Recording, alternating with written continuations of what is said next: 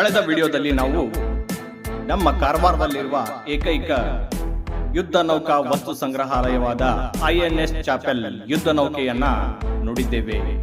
ಇನ್ನು ಆ ವಿಡಿಯೋನ ಯಾರು ನೋಡಿಲ್ಲ, ಕೆಳಗೆ ಡಿಸ್ಕ್ರಿಪ್ಷನ್ ಬಾಕ್ಸ್ ನಲ್ಲಿ ಲಿಂಕ್ ಅನ್ನ ಹಾಕಿರುತ್ತೇನೆ, ತಪ್ಪದೆ ವೀಕ್ಷಿಸಿ.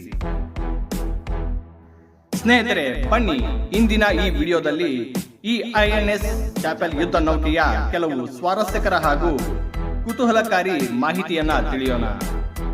ಸ್ನೇಹಿತರೆ, ಈ ಯುದ್ಧ ನೌಕೆಯ ಹೆಸರು INS ಚಾಪೆಲ್. ಇದರ ಕೋಡ್ ನೇಮ್ K94. ಇದನ್ನು ಭಾರತೀಯ ನೌಕಾಪಡೆಗೆ 4 ನವೆಂಬರ್ 1976ರಂದು ನಿಯೋಜಿಸಲಾಯಿತು.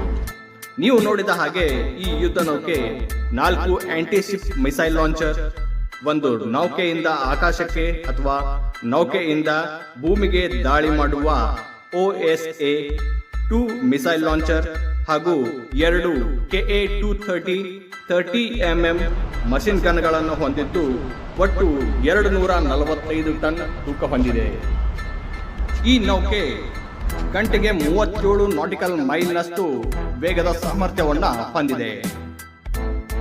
ಇನ್ನು ಈ ಯುದ್ಧ ನೌಕೆ K94 INS ಚಾಪೆಲ್ 1971ರ ಇಂಡೋ ಪಾಕ್ ಯುದ್ಧದಲ್ಲಿ ಭಾಗವಹಿಸಿದ ಬಗ್ಗೆ ಹಲವು ಗೊಂದಲಗಳಿವೆ. ಆದರೂ ಕೆಲವು ಜನ ಮತ್ತು ಕೆಲವು ಪ್ರಸಿದ್ಧ ನ್ಯೂಸ್ ಚಾನೆಲ್ಗಳು, ಯೂಟ್ಯೂಬ್ ಚಾನೆಲ್ಗಳು 1976ರಲ್ಲಿ ಭಾರತೀಯ ನೌಕಾಪಡೆಗೆ ನಿಯೋಜನೆಗೊಂಡ ಈ INS ಚಾಪೆಲ್ 1971ರ ಇಂಡೋ ಪಾಕ್ ಯುದ್ಧದಲ್ಲಿ ಭಾಗವಹಿಸಿದೆ ಅಂತ ಹೇಳುತ್ತಾರೆ. ಹಾಗೆ ಆಪರೇಷನ್ ಟ್ರೈಡೆಂಟ್ ನಲ್ಲಿ ಕರಾಚಿಯ ಮೇಲೆ ಬಾಂಬ್ ದಾಳಿ ಮಾಡಿದೆ ಮತ್ತು ಪಾಕಿಸ್ತಾನದ ಕೆಲವು ಯುದ್ಧ ನೌಕೆಗಳನ್ನ ನಾಶ ಮಾಡಿದೆ ಅಂತ ತಿಳಿಸುತ್ತಾರೆ. ಅಲ್ಲದೆ ಈ ಯುದ್ಧ ನೌಕೆಯಲ್ಲಿ ಕೆಲಸ ಮಾಡಿದ ಭಾರತೀಯ ನೌಕಾಪಡೆಯ 8 ಜನ ಸೈನಿಕರಿಗೆ ವೀರ ಚಕ್ರ ಹಾಗೂ 2 ಸೈನಿಕರಿಗೆ ಪರಮ ವೀರ ಚಕ್ರ ಪಡೆದಿದ್ದಾರೆ ಅಂತ ತಿಳಿಸಿದ್ದಾರೆ ಮತ್ತು ತಿಳಿಸುತ್ತಿದ್ದಾರೆ ಕೂಡ. ಸ್ನೇಹಿತರೆ, ಈ ಗೊಂದಲಗಳನ್ನ ಒಂದೊಂದಾಗಿ ವಿಶ್ಲೇಷಣೆ ಮಾಡೋಣ. ಮೊದಲಿಗೆ ಈ ಯುದ್ಧ ನೌಕೆಯಲ್ಲಿರುವ ಸೈನಿಕರಿಗೆ 1971ರ ಇಂಡೋ ಪಾಕ್ ಯುದ್ಧದ ಸಮಯದಲ್ಲಿ 2 ಪರಮವೀರ ಚಕ್ರ ಪಡೆದ ಬಗ್ಗೆ. ಸ್ನೇಹಿತರೆ, ಇಲ್ಲಿಯವರೆಗೆ ಒಟ್ಟು 21 ಜನಕ್ಕೆ ನಮ್ಮ ದೇಶದ ಅತ್ಯುತ್ತಮ ಸೇನಾ ಪ್ರಶಸ್ತಿ ಪರಮವೀರ ಚಕ್ರ ಪ್ರಶಸ್ತಿ ನೀಡಲಾಗಿದ್ದು, ಅದರಲ್ಲಿ 20 ಪ್ರಶಸ್ತಿಗಳನ್ನ ಭಾರತೀಯ ಭೂಸೇನೆಯ ಸೈನಿಕರಿಗೆ, ಹಲವು ವಿಭಾಗದ ಸೈನಿಕರಿಗೆ ಅವರು ಯುದ್ಧದ ಸಮಯದಲ್ಲಿ ತೋರಿದ ಸಾಹಸ ಮತ್ತು ಶೌರ್ಯಕ್ಕೆ ನೀಡಿದ್ದು, ಮತ್ತೊಂದು ಪ್ರಶಸ್ತಿ ವಾಯುಸೇನೆಯ ಸೈನಿಕನಿಗೆ ನೀಡಲಾಗಿದೆ.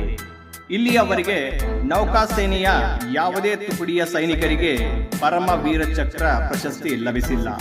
ಆದರೆ 1971ರ ಇಂಡೋ ಪಾಕ್ ಯುದ್ಧದಲ್ಲಿ ನೌಕಾಸೇನೆಯ ಒಬ್ಬರಿಗೆ ಮಹಾವೀರ ಚಕ್ರ ಹಾಗೂ 7 ಜನಕ್ಕೆ ವೀರಚಕ್ರ ಹಾಗೂ 8 ಜನಕ್ಕೆ ನೌಸೇನಾ ಮೆಡಲ್ಗಳು ಲಭಿಸಿವೆ.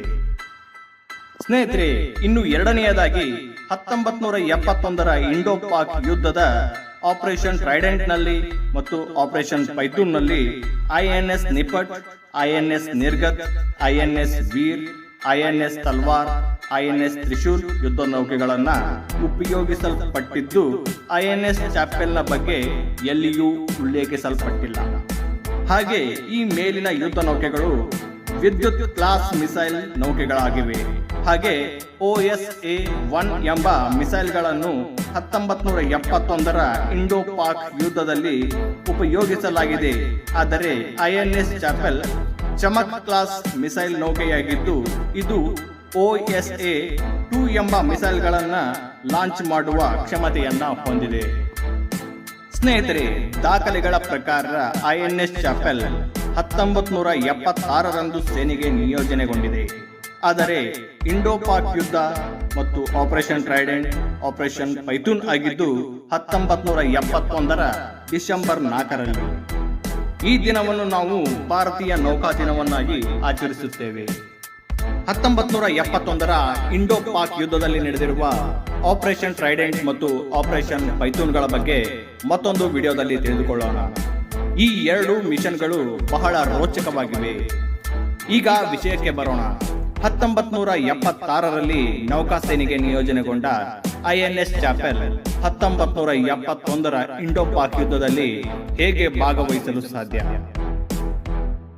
ಸ್ನೇಹಿತರೆ, ಈ ಯುದ್ಧ ನೌಕೆಯ ಬಗ್ಗೆ ವಿಡಿಯೋ ಮಾಡಲು ನಾನು ಅನೇಕ ಆರ್ಟಿಕಲ್ಗಳು, ಬ್ಲಾಗ್ಸ್ ಮತ್ತು ಸೇನೆಯ ಹಲವು ಆಪರೇಷನ್ಗಳ PDFಗಳು ಹಾಗೂ ಅನೇಕ ವಿಡಿಯೋಗಳನ್ನು ಸ್ಟಡಿ ಮಾಡುತ್ತಿದ್ದಾಗ ಕೆಲವು ನ್ಯೂಸ್ಗಳಲ್ಲಿ ಮತ್ತು ಕೆಲವು ಬ್ಲಾಗ್ಸ್ಗಳಲ್ಲಿ INS ಚಾಪೆಲ್ 1971ರ ಇಂಡೋ-ಪಾಕ್ ವಾರ್ನಲ್ಲಿ ಭಾಗವಹಿಸಿದೆ, ಅದರಲ್ಲಿ ಕೆಲಸ ಮಾಡಿದ ಸೈನಿಕರಿಗೆ 2 ಪರಮವೀರ ಚಕ್ರ ಲಭಿಸಿದೆ ಅಂತ ತಿಳಿಸಲಾಗಿತ್ತು.